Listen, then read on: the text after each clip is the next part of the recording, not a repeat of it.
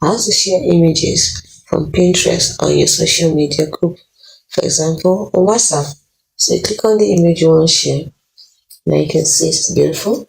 Now, if you click on the three dots at the top here, you see options. You will not see any option for sharing or for copying the link.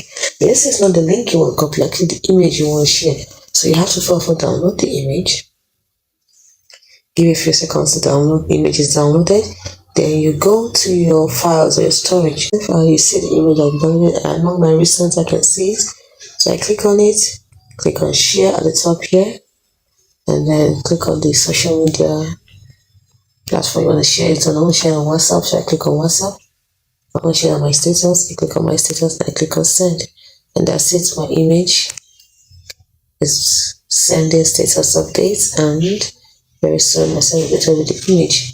That's how to share images directly. That's how to share images from Pinterest to any social media platform.